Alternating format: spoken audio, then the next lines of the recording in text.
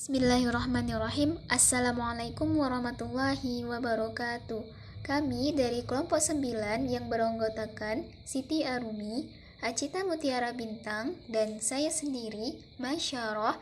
Di sini kami akan mempresentasikan hasil diskusi kami mengenai Pancasila sebagai sistem etika. So, kepada teman-teman semua, disimak dengan saksama ya video presentasi dari kami. Baik, terima kasih atas waktunya. Saya akan menguraikan topik yang pertama mengenai pengertian etika. Adapun pengertian etika menurut beberapa ahli berikut ini. Yang pertama, menurut James J. Spillane, SJ. Etika adalah mempertimbangkan atau memperhatikan langkah manusia dalam pengambilan keputusan yang berkaitan dengan moral. Etika lebih mengarah pada penggunaan akal dan budi manusia dan objektivitasnya untuk menentukan mana yang benar dan mana yang salah. Selain itu, etika juga menentukan bagaimana cara seseorang bertingkah laku terhadap orang lain atau makhluk lain. Yang kedua, menurut Drs. H. Burhanuddin Salam, etika merupakan suatu cabang filsafat yang membahas mengenai hal yang berkaitan dengan nilai dan norma, yang mana kedua hal ini menentukan perilaku seseorang dalam kehidupannya sehari-hari. Yang ketiga, menurut Mariani dan Ludikdo. Menurut mereka, etika adalah seperangkat norma, aturan, yang memiliki fungsi mengatur segala tingkah laku manusia mengenai suatu hal yang harus dilakukan atau ditinggalkan yang dianut oleh sekelompok masyarakat. Sehingga secara umum, etika dapat diartikan sebagai suatu norma atau aturan yang digunakan untuk pedoman dalam berperilaku di kehidupan bermasyarakat atau aturan dalam kehidupan sehari-hari terkait pada sifat baik atau buruk yang dimiliki oleh seseorang. Selanjutnya, untuk topik yang kedua adalah Pancasila sebagai dasar negara. Soekarno menawarkan Pancasila sebagai filosofies Grundslag, yakni dasar filsafat atau jiwa dari Indonesia merdeka. Menurut Soekarno, niat dan tekad agar Indonesia merdeka itu haruslah bulat.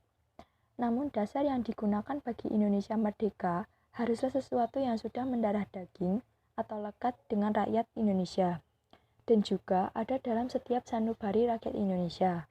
Maka dari itu, Soekarno menguraikan dasar-dasar apa saja yang harus dimiliki Indonesia, yakni kebangsaan Indonesia, internasionalisme atau kemanusiaan, mufakat atau permusyawaratan, kesejahteraan atau keadilan sosial, dan yang terakhir ketuhanan.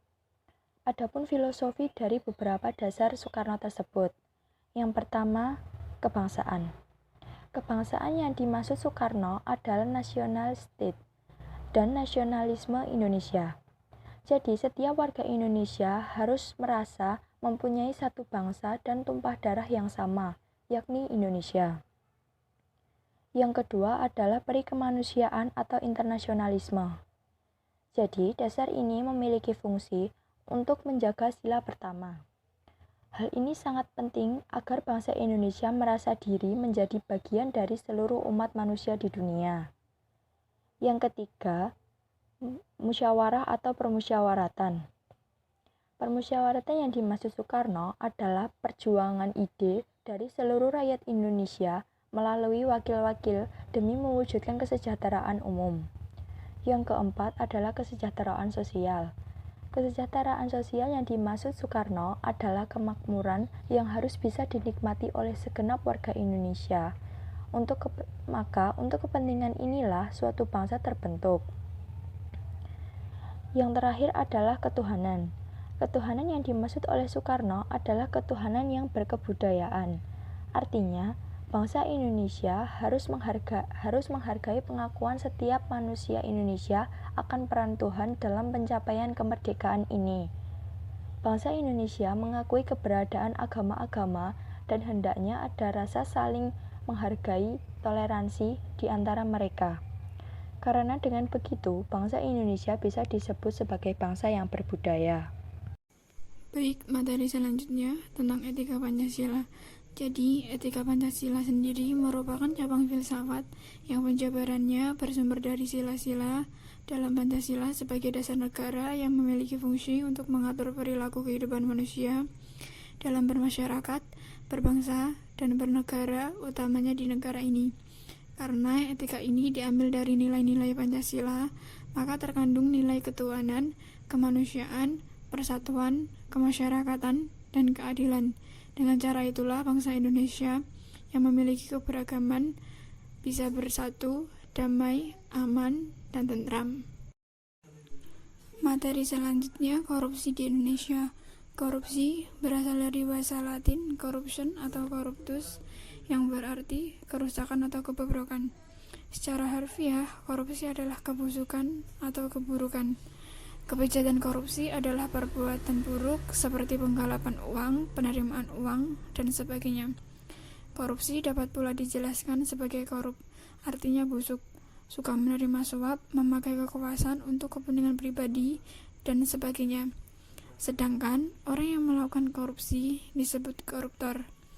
Korupsi bukanlah merupakan sesuatu yang baru dalam sejarah peradaban manusia. Fenomena ini telah dikenal dan menjadi bahan diskusi bahkan sejak 2000 tahun yang lalu ketika seorang Perdana Menteri Kerajaan India bernama Kautilya menulis buku berjudul Atasarta. Demikian pula dengan Dante yang pada 7 abad silam juga menulis tentang korupsi sebagai tindak kejahatan. Hal ini dibuktikan dengan adanya sebuah ungkapan terkenal pada tahun 1887 mengenai korupsi dari sejarawan Inggris Lord Acton, yaitu power tend to corrupt, absolute power corrupt absolutely. Hal ini menegaskan bahwa korupsi berpotensi muncul di mana saja tanpa memandang ras, geografi, maupun kapasitas ekonomi. Tindak pidana korupsi disebut sebagai white collar crime serta sebagai kejahatan luar biasa atau extraordinary crime. Maka harus ada upaya yang ditempuh untuk mencegah maupun memberantas korupsi. Menjamurnya tindak pidana korupsi tentu membuat segenap bangsa Indonesia gundah gulana. Ternyata korupsi terjadi pada berbagai sektor dan juga kekuasaan eksekutif, legislatif, yudikatif, serta sektor swasta atau privat sektor. Oleh karena itu, pemberantasan korupsi merupakan salah satu fokus utama pemerintah dan bangsa Indonesia. Upaya-upaya sebenarnya telah dilakukan dan diupayakan agar membuahkan hasil berupa tumbuhnya itikat pemberantasan korupsi hingga ke pelosok Indonesia. Pada masa reformasi, selain kepolisian dan kejaksaan, sejumlah instansi pelaksanaan dan pendukung pemberantasan korupsi juga dibentuk. Antara lain, ada Komisi Pemberantasan Korupsi atau kita kenal dengan istilah KPK, Pusat Pelaporan dan Analisis Transaksi Keuangan atau PPATK, dan Lembaga Perlindungan Saksi dan Korban atau LPSK. Juga telah dibentuk pengadilan khusus tindak pidana korupsi. Semua itu dilakukan dalam rangka mengoptimalkan upaya pemberantasan korupsi. Materi selanjutnya yaitu mengenai Komisi Pemberantasan Korupsi sebagai lembaga anti korupsi di Indonesia. Sebenarnya, pemberantasan korupsi di Indonesia telah dilakukan sejak 4 dekade silam. Sejumlah perangkat hukum sebagai instrumen yang legal yang menjadi dasar proses pemberantasan korupsi di Indonesia juga telah disusun sejak lama. Namun, efektivitas hukum dan peranata hukum yang belum cukup memadai menyebabkan iklim korupsi di Indonesia tidak kunjung membaik. Berdasarkan hasil survei di kalangan pengusaha dan pebisnis oleh Lembaga Konsultan Political and Economic Risk Consultancy PRSC yang berbasis di Hong Kong, Indonesia masih dinilai sebagai negara paling korup di antara 12 negara Asia tujuan investasi dunia. Strategi pemberantasan korupsi seharusnya dibangun dan didahului oleh adanya iktikat kolektif, yaitu semacam kemauan dan kesungguhan atau willingness dari semua pihak untuk bersama-sama tidak memberikan toleransi sedikit pun terhadap tindak perilaku korupsi. Oleh karena itu, dalam mewujudkan strategi yang efektif dalam memberantas korupsi, dibutuhkan yang pertama yaitu dorongan dan keinginan politik serta komitmen yang kuat dan muncul dari kesadaran dirinya masing-masing. Kedua, sifatnya bersifat menyeluruh dan seimbang. Ketiga, sesuai dengan kebutuhan. Ada target dan berkesinambungan antara target satu dengan target lainnya. 4. Berdasarkan pada sumber daya dan kapasitas yang tersedia. 5. Terukur dan transparan dan bebas dari konflik kepentingan pribadi atau perorangan. Sebenarnya, sejak tahun 2002, KPK secara formal merupakan lembaga anti korupsi yang telah dimiliki bangsa Indonesia. Pembentukan KPK ini didasari oleh Undang-Undang Nomor 30 Tahun 2002 tentang Komisi Pemberantasan Korupsi. Sesuai dengan undang-undang tersebut, KPK bertugas melakukan koordinasi dengan instansi yang berwenang, melakukan pemberantasan tindak pidana korupsi, supervisi terhadap instansi yang berwenang, melakukan pemberantasan tindak pidana korupsi, penyelidikan, penyidikan, dan penuntutan terhadap tindak pidana korupsi, dan melakukan pencegahan tindak pidana korupsi, serta melakukan pemantauan atau monitoring terhadap penyelenggaraan pemerintah negara. Kewenangan yang dimiliki KPK ialah mengkoordinasikan penyidik, penuntut terhadap tindak pidana korupsi.